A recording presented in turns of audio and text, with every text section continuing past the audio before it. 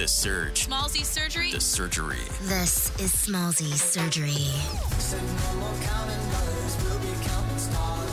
Hey, what's up? This is Ryan Tedder from One Republic.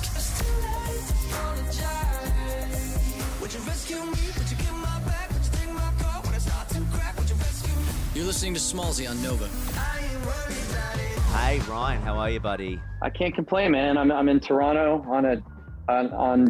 we finally had 2 days off, which is an extremely rare event on tour. So I'm finally recovering from the first 10 days of it's just been we've been on tour. It's been 100 degrees. What is that? 42, 43 Celsius every day. And on this tour so far, it's been a lot of heat. What is a day off? Obviously you got the tour coming to Australia. What does a day off on tour look like? Tell me. Are you sleeping until midday? Are you up early? Are you sightseeing? What's it look like? A day off on tour for me is I'm probably not going to bed till call it 1 a.m, 1 or 2, because you just get on the cycle of going to bed late when you're on tour. I'm sleeping in. I'm not setting an alarm. Like what I did today, slept in. I probably hung out just in the bed for like an hour, just like watching TV, YouTube or whatever. And then get up, find some coffee. You have to find these things to preoccupy yourself or you'll go mad when you're on tour. So one of the things that I do is I look for the best, in the first part of the day, I look for the best coffee shops in whatever city I'm in. I'll visit a couple of them, 2 or 3 of them. Then I go and I hit like some vintage stores or like streetwear clothing stores. I'm going to stop you here. This does not sound like a day off. This sounds like a full day of tourist activity. Like when you said day off, I was like, oh, he's going to stay in bed till 2 and he's never going to get out of his underwear. He's just going to be walking around. Like, no, it's a full sightseeing That's what expedition. I should do. Yeah. Yeah, well, here's the funny thing. I avoid like a lot of the basic tourist stuff, right? I'm not going to see the Eiffel Tower for the 30th time or the Sydney Harbor Bridge or whatever. I've done that stuff. So I go to the places that I know I already like in those. I've been everywhere at this point, most places in the world a number of times. So I go back to the places that I love. I look for 1 or 2 new places. I'm really bad at just sitting around in a hotel room all day because I start to feel guilty about wasting the day. It's really weird. I'm wired really strange. No, I hear you. I'm the same. I'm like, I can't waste the day. I'm in another country. I've got to do something, even if it's just going 100%. to somewhere in the street. I've got to do something. Hey, you are coming back to Australia. We'll see you in March. Massive news. It's been so long since you've been here. It's been a minute, man. Yeah, we'll be in Sydney, I think March 11th. And we start in Melbourne on the 10th, and then we're hitting Sydney, Melbourne, Brisbane, and then we hop over to New Zealand. Nice. We cannot wait to have you here. Now I've got to say congrats on the track. I am worried. Man, blowing up. Thank you, man. Thank you, dude. Yeah, it's fun watching this one go. When you made the song, did you envisage that the song would be used as overlay in a montage of ripped dudes playing football on a beach in Top Gun? Was that in your head? Was that what you were writing for, or was that just, wow, I never saw it like that? Well, I would answer your question with another question, which is, when have I ever not written a song imagining it overlaid with a bunch of ripped dudes on a beach playing football? Silly question. You know what? Silly question. I should never ridiculous. have asked. That's an absolutely absurd question. That's a terrible interview. No, how did that work? Because I know you've done a bunch of stuff over your career. Does the Top Gun people come to you? Have you got a song and then you submit it for the movie? What's the story? Yeah. So somehow I somehow didn't know that Top Gun was looking for a song, or that they were at that stage in the process. A buddy of mine that runs Paramount Pictures, the music department. I've done a ton of songs for him over the years.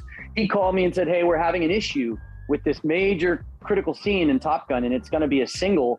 We'd like it theoretically to be one of the 2 singles off the movie. There's only 2 new songs in the movie. Like every other song is from like the 70s, 80s, And would you want to Zoom with Tom Cruise tomorrow and Jerry Bruckheimer? And of course I said yes. And then we did the Zoom. And then Tom described to me what he wanted to feel in the scene, how he wanted the music to make him feel. And then he asked me what I heard. And I told him I used as much, adjectives as I could to describe how a song should sound. And he said, yeah, this is exactly what I'm feeling. So, man, go do it. I can't wait. Well, we got up the next morning, me and my bass player in One Republic, and we wrote the song that day. I came up with the whistle kind of instantly. Then, I mean, honestly, man, like, I wish every song that we've ever done was this easy. This was in the history of One Republic. I think I've ever done 2 songs that were this easy ever. This being one of it. Like, this was 45 minutes. I wrote the song in 45 minutes. And the only other time that happened with this band was Stop and Stare, like ages ago.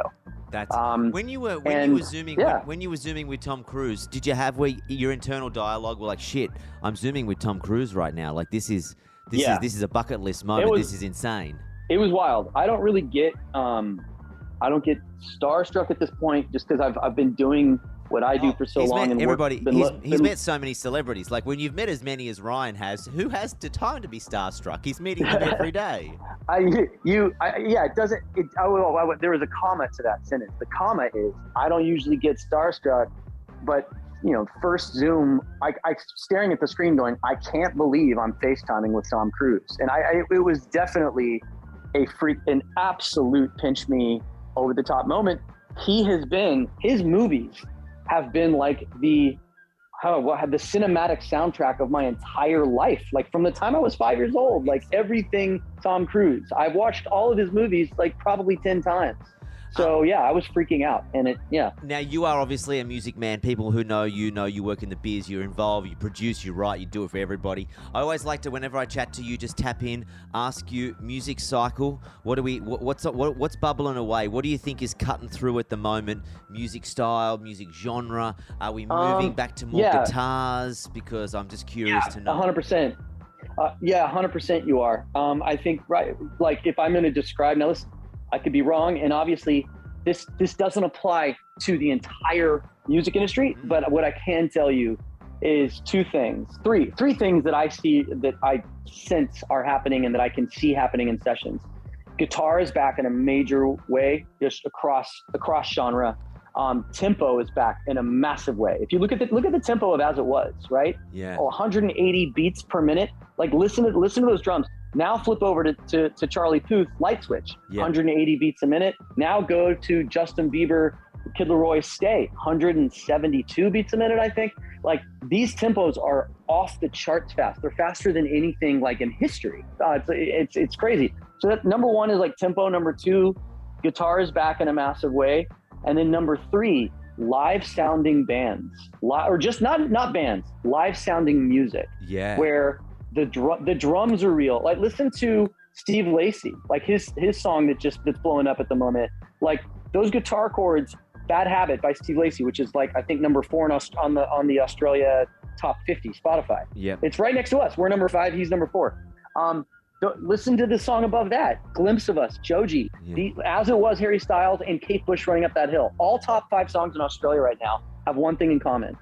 All of them are super organic, live instruments, and almost indie sounding. Like, Bad Habit. Bad Habit sounds like an indie band from 10 years ago. As It Was doesn't sound like an obvious top 40 record. Even I Ain't Worried, our record, feels like there's like a Foster the People, like, indie kind of element to it from like 10 years ago. So true. Yeah, so that, I think the indie sound is coming back. So that will dovetail perfectly into my next question. I read an article that you've worked with Beyonce on her Renaissance album. Is there guitars involved there? Is that what you can tell me about your contribution? See, here's the thing. I did work on the album, or the project, right? Yeah. In air quotes, project. I don't know what like anything, where I get in trouble is, like, I work with a ton of artists, but working with them is never a guarantee that you're gonna end up with the single or the song.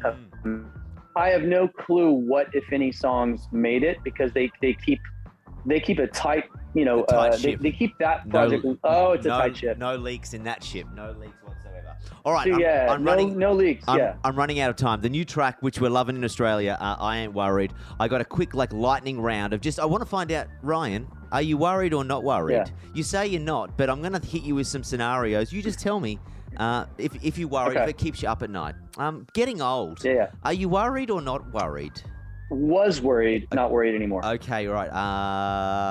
Having a clean house. People are coming over. Are you worried? Do you want it cleaned or do you not worried? People don't judge me. Not worried. Not worried. Okay. My wife, very worried. Me, not worried. You're not worried.